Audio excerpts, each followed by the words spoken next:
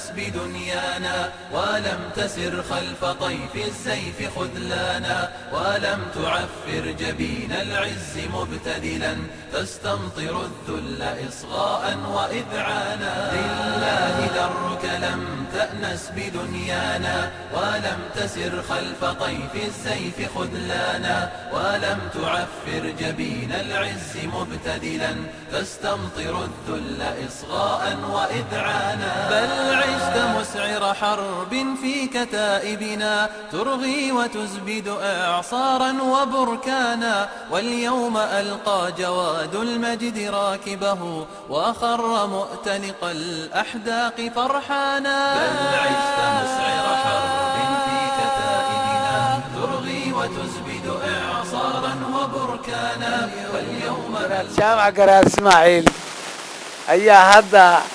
aan ku soo dhaweynaya mikrofoonka garaad soo dhawow bismillahir rahmanir rahim alhamdulillahi rabbil alamin salatu wassalamu ala sayyidina mursalin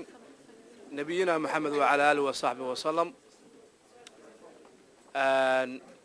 salaadiinta oo ugu horeeyo waas Cabdiqani waas Faarax قراد علي يوسف عقاشة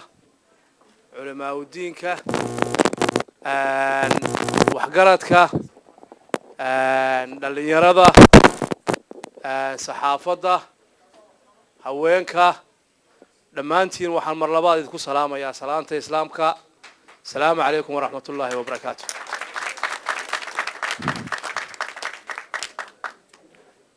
وحام هذا سكله إلهي نابورتي bini aadan inaga dhigay sharafta iyo karaamada inoo sameeyay islaamnimada inagu abuuray ayaa horta mahad koowaad leh waxaan halkan mahad gaar ah uga soo jeedinayaa dhammaan shacab weynaha reer Seattle iyo gobolada hareeraheeda ah sida sharafta leh ee qiimaha leh ee tolnimada ah ee walaaltinimada ah ee geesinimada aad soo dhaweyseen ilaahay ha idin soo dhaweeyo khayr iyo xasanaad ilaahay ka soo waxaan kaloo halkan mahad gaar ah uga soo jeedinayaa dhammaan intii isu xilqaantay xafladan ee soo qaban qaabisay iyadoo lagu yiri Seattle roobku kama baqaado iyagana waxaan leeyahay ilaahay khayr iyo xasanaad ka siiyo waxaan kaloo masaddexaad halkan mahad uga soo jeedinayaa dhammaan intii ajiibtay ee ka kala timi Seattle gobolada iyo hareeraheeda ee guryahoodii iyo xaafadahoodii ka soo kicitamay iyagana waxaan ilaahay uga baryayaa iyagoo caafimaad qaba oo nabad qaba in ilaahay guryahoodii baradoodii ku celiyo waxaan kaloo mahad gaar ah u soo jeedinayaa inankii yaraaye waxa weeye runtii quraanka inoo akhriyay in ilaahay khayr siiyo dalkiisa iyo dantiisa iyo diintiisana ilaahay u anfaco inagana waxa weeye ilaahay naga dhigo kuwii ku dayda oo xusa magaca ilaahay inta hadii aan ka gudbo hadalka hadii laga horeeyo oo runtii ragga kaaga horeeya ay aftahano u badan yihiin salaadiin iyo culamaa diin iyo waxgarad iyo guurtiyo cuqaalba ay ku jiraan oo intii adigu aad oran lahayd ba iyagu ay yiraahdaan horta wixii lagu daraa waxa weeye waa intii hore weey laakiin inagu maanta waynu sunnimiyo waxa weeye waynu dardaarmaynaa waa kala tagaynaa waxna waa isku ogaanaynaa xaaladda maanta aynu ku jirno hadaynu Soomaali nahay waad ogtihiin qof kasto oo islaam oo Soomaaliyeedna uu ka warhaya horta dhibaatada maanta in haysata ee Soomaaliya haysata marka islaamka laga soo gudbo horta meel kale kama imaanay inaga ayaa saansanay inaga ayaa isu keenay waliba habluhu shaqo kuma leh ragga dambiga iska leh ilaahay horta waxaanu ka baryaynaa ilaahay inuu dhibaatada in haysta ilaahay naga dulqaado ilaahay waxaanu ka baryaynaa ilaahay inuu qulubteena iyo qalbadeena soo jeediyo ilaahay waxaanu ka baryaynaa ilaahay dhibaatada mar labaadina haysatay aynu ognahay ee aynu guryaheenu u harsan weynay ee aynu waxa weeye inta 24/7 aynu u taaganahay war wadankii maxaa ka jira in ilaahay sharka inaga dulqaado inta haddii aan ka gudbo Soomaali waa isku mid weey sidii rag iga horeeyay ay sheegeen ma kala maaranto midnimada Soomaaliyeedna waxay sharaf iyo qiimo ku leedahay ummadda Soomaaliyeed oo ka wada shaqeysa reesiya tolow waxaad cadayseen oo halkan iga muuqda oo runtii meelihi aan soo maray oo kale aad kaga duwantiin Soomaali cid waliba meeshan way ka hadashay waxa weeye sida aad isku xidhan tihiin ee aad mid ka u tihiin waxa weeye Soomaali dhamaanteed aad waxa weeye iskaga warhaysan waxaan jeclaan lahaa hadda ka horba waxa la yiri islaam baa dhimatay oo markaas la isii wala islaantii Ibraahay si fiican baa loo aasay oo aaskeedii si wanaagsan baa looga soo qayb galay markaas nin baa wuxuu yiri hadii axan ku raaca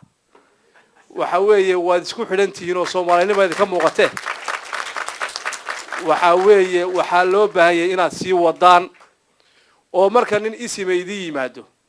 ama nin siyaasiyeeydi yimaado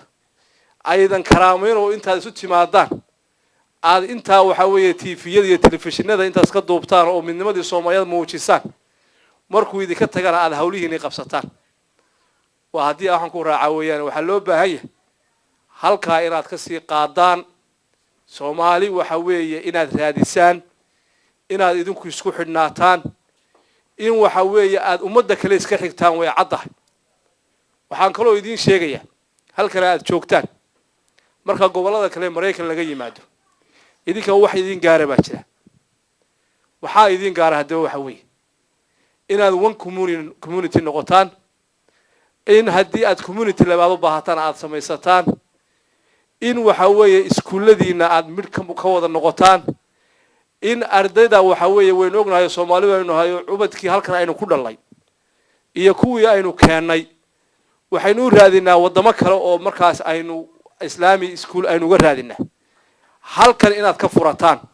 haddii ay jiraan aad xoojisaan oo ubadkiina aad meel kala geenaysaan waxaan leeyahay access baad u leedihiin oo waxa weeye sharcigu waa dhigaya inaad waxa weeye sida qoomiyadaha kale aad waxbarashadii islaami iyo maadi intaba aad halkan aad xaq ugu leedihiin oo hooyadii inankeedii uu ag joogo oo aabihii inankiisii ag joogo oo sida inankii yaraaye waxa weeye ilaahay khayr siiye inoogu waramay aayadiina inoogu akhriyay aynu ubadkeena dhamaanteen aynu noqono waxa weeye taasi waa iga dardaaranahay oo Soomaalida waan ogahayo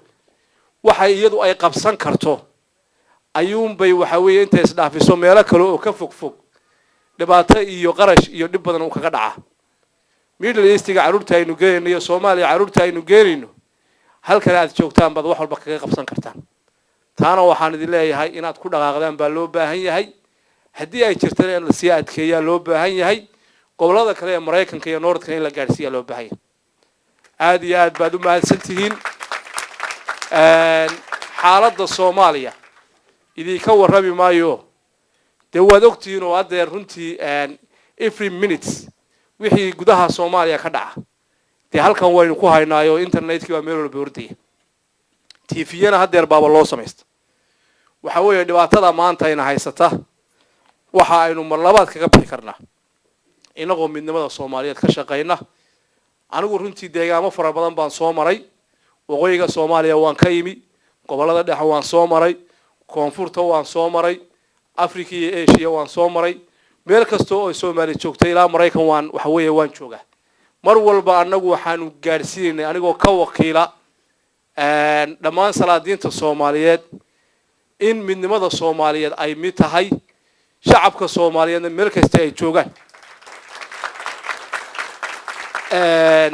aanu gaarsiino oo aanu tusno war in maanta wax inaga khaldan yihiin waxay naga khaldan aynu gudaha dabad aynu suxi karno waxa weeye dhibka maanta Soomaaliya ka jira haddii aynan dibadda ka baqtin waynu is ognahay Soomaaliya dhibkeedu dibaddu yaala dhimashadeeda iyo dhaawaceeduna guduhu yaala waxa weeye haddii aynan dibadda aynan ka baqtin oo wanaaga aynan isfarin oo dadkeena gudaha ku jira ayna halkan wanaag kala talin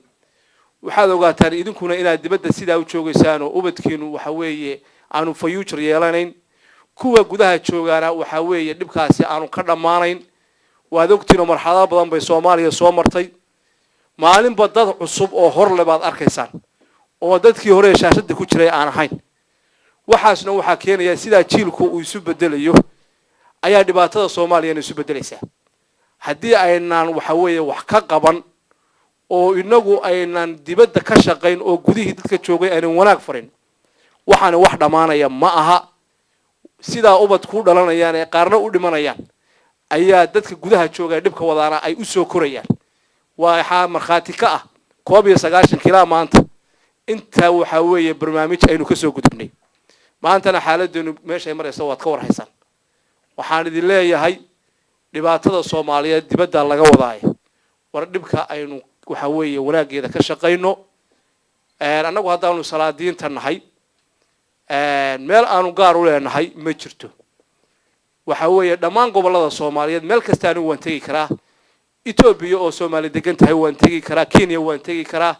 meel walba waxa leeyahay soo maray garaadkii hal soo dhaweeyay inta ay in ka badan bay soo dhaweynaysaa salaadiinta kale Soomaaliyeedna waa la mid cidda la baacsanaya ee la daba socda ee la dhibaya waa idinka weey ciddaan u shaqeynayna waa shacabka weey haddii ay idin nala shaqeyn waxa weeye annaguna waxa weeye de dib gaarana ma qabsanayo dhibka idinku beeda qabsanaya Soomaalinimadu waxa weeye waa mid weeye de waajib waxa weeye in aan message-kina aan qaato kaygana aad qaadataan fariimihi aad farteen halkan aad iga farteen odayaashii wax garadka ahaa ee guurtida ahaa fureen waanu qaadanaynaa anigoo ka wakiil dhamaan ismada Soomaaliyeed laakiin waxaad ogaataan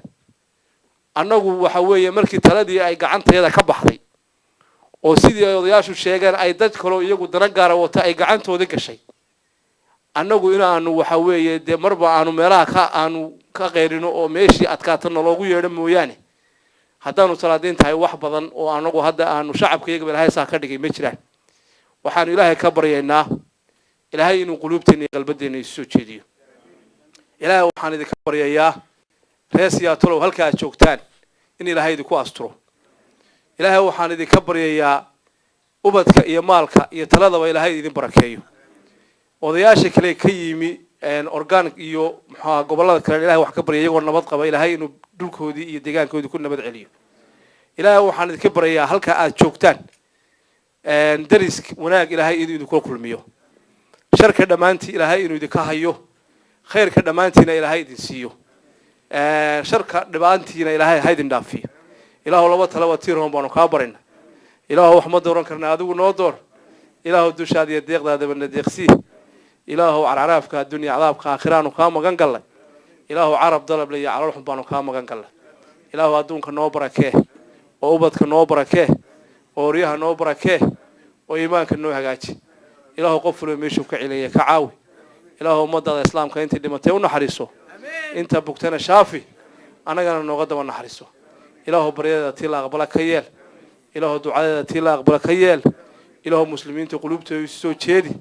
Ilaahu dhibka Soomaaliya haysta Ilaahu ka dulqaad Ilaahu sharkaana haysta Ilaahu naga dulqaad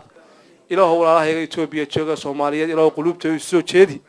Ilaahu kuwa Kenya jooga Ilaahu soo jeedi Ilaahu muslimiinta meel joogta Ilaahu isku calooshooda burcad isu mari Ilaahu fanka ku jira caloosha Ilaahu carabka lagu dilay Ilaahu Soomaaliya mar kaliya qulubtooda soo jeedi ربنا في الدنيا حسنة وفي الآخرة حسنة وقنا عذاب النار اللهم صل على سيدنا محمد